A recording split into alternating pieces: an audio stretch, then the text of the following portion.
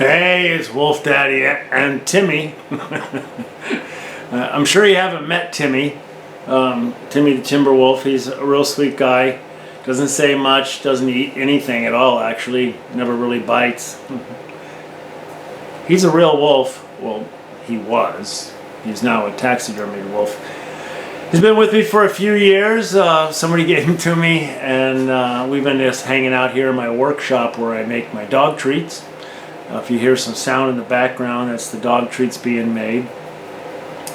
I don't like making videos inside. I never really have. I prefer to be outside, excuse me, taking a walk, that sort of thing. I don't like to be sitting down, but I got this heel on my left foot that hurts so bad that I can barely walk.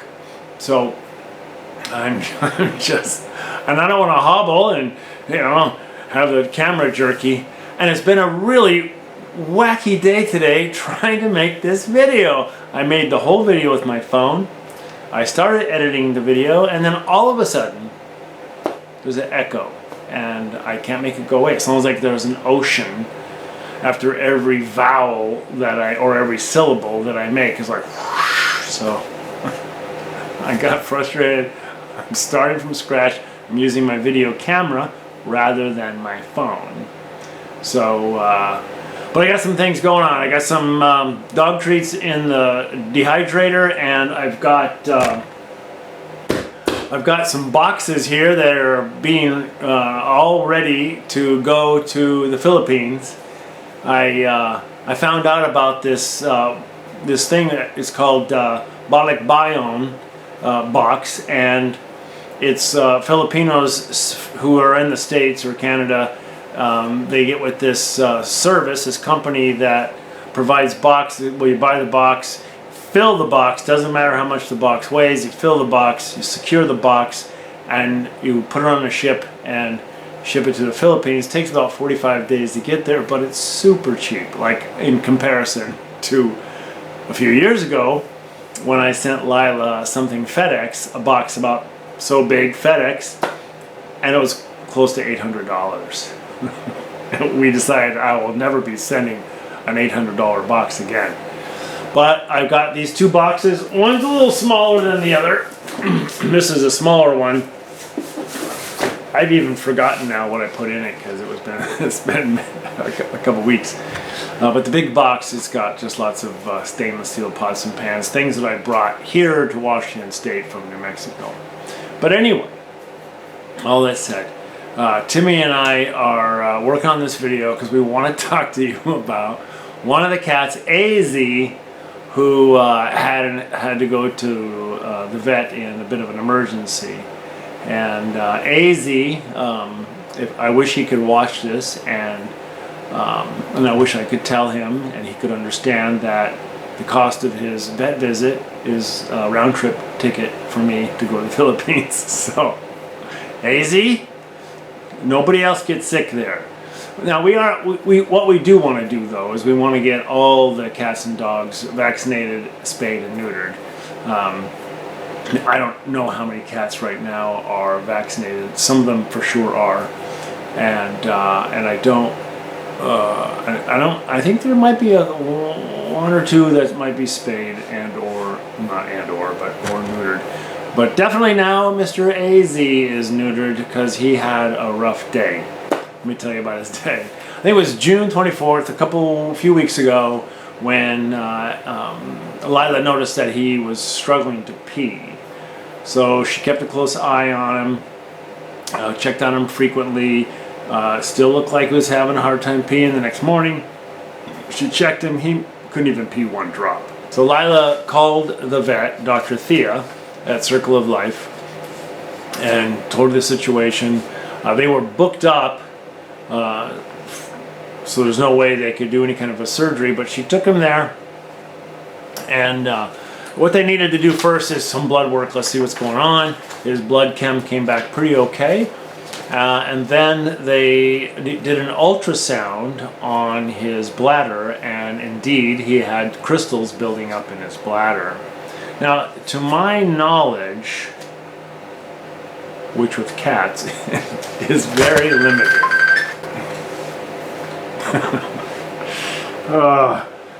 This video is so hard. I don't remember what I was saying now because Laila just called and I had to stop the video. Okay, let me see if I can get my brain back on this. Well, what I was talking about is AZ. He had an ultrasound and they definitely saw crystals in his bladder and his urine. Now, from what I understand, there are three. Basically, I'm not a vet. I don't know a lot about cats, but I'm guessing. From what I think I understand, there's three different types of crystalline structures that can accumulate in a cat's bladder. One is calcium phosphate. The other one is calcium oxalate. And the one that AZ has is called cervite crystals. And the other interesting thing about the cervite crystal is that one of its recognizable configurations is it looks like the lid of a coffin. And I'm like, oh gosh, the crystalline looks like the lid of a coffin. Is that like a foreshadowing that if you don't get this fixed, the cat's going to die? And the answer is yes. The answer is totally yes. So the vet's clinic was completely booked up for that day, and so AZ had to wait for the next day. And so the next day, if I recall these chain of events, they did blood work. Blood work was good. Did I already say that? They did blood work. That was good. So they needed to put a catheter in, and they couldn't put a catheter in because the urethra was too blocked. So they had to do this thing called a I'm reading this, so a cystocentesis. I'm not even going to try to say it twice. You might know. But that's when they do an ultrasound on the bladder, and then they put a syringe in to draw out some urine. So you have to go into the belly, through the skin, into the bladder, pull out some urine, and then they can look at it under a microscope. So that's what they ended up doing. That's how they determined that he had these cervite crystals. Pardon me for not knowing what I'm talking about. But nonetheless, that is like danger. So this guy's got to go to surgery. And so what the type of surgery I'm reading is, again, the type of surgery is called, it's called a perineal urethrostomy. I think I said that right. And that's a terrible thing. So they neutered him. They basically removed his penis and sewed the tissue of the urethra to his skin, and so now he really has no real male body parts sexual body parts. But that's the only way they can save their lives. And it was a very successful surgery, and he is in full recovery today. But he needed to spend a lot of time still at the vet. He spent a couple days in the vet with the cone of shame on, the e-collar. And I didn't even know this until like the other day, that the e-collar stands for Elizabeth. It's for, reminiscent of that horrible thing that they wore back in the days of Queen Elizabeth. And so they call it the e-collar. Did you know that? You probably did. But it's a fun fact for those of us who didn't know. Okay? So anyway, so they had to keep him for several days. Laila came and got him, and then just the other day she took him back and just had to give him a checkup. Everything, and did some more blood work. Everything's hunky dory. Everything's good. So kudos to AZ. You took away my opportunity by stealing my plane ticket money. But hey, dude, I'm happy you're healthier now and not suffering. It's gotta be so painful to not be able to urinate for a few days. I can only imagine, and how dehydrated one would get because you don't want to drink because you can't pee. So poor little guy. So now also AZ is on a special urinary tract food. and that food is costing about 1,700 pesos every 2 weeks. 1,700 pesos is just under $30. And then he's also on a medication, costs about 1,500 pesos, and that's a 30-day supply. So your donations are extremely helpful. And I want to also give out a big shout out and thanks to our monthly donors. We have 2 monthly donors that are giving us $25 a month, and you guys know who you are. We're so grateful for that. Laila called me today and was just asking about those people, and so grateful for them for helping us out that way. So, and of course our goal is always going to be to get all the animals spayed and or neutered, you know, like Timmy. He's out of the running. And get vaccinated, because not everybody has been vaccinated yet. The dogs have not been vaccinated. The dogs have not been. We have 2 females. One, she's 13. She's not going to get spayed. But the young one, Ellie, needs to be spayed, and the 3 boys that we have also need to be neutered, and everybody with their vaccine. So we'd like to be able to get a program going so that we can at least monthly or every couple weeks take a cat and or a dog into a circle of life and have that. And then we know that they're giving us the best deal they can, so that's helpful. And so we'd like to put that program together. I don't have prices on that, but when I do, I'm going to let everybody know. And so if you wanted to donate for like 1 cat or 1 dog to get neutered. But from what I've seen so far with our vet bills, the vets in the Philippines are very comparable in price to our vets here in America. There isn't a whole lot of difference.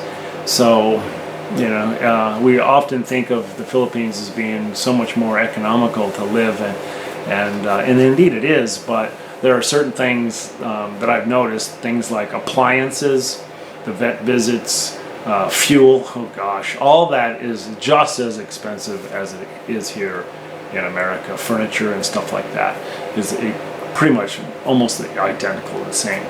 So I can see now why it's so impoverished, because people can't afford those great amenities, because they're USA prices, and they don't make USA wages, and neither do I.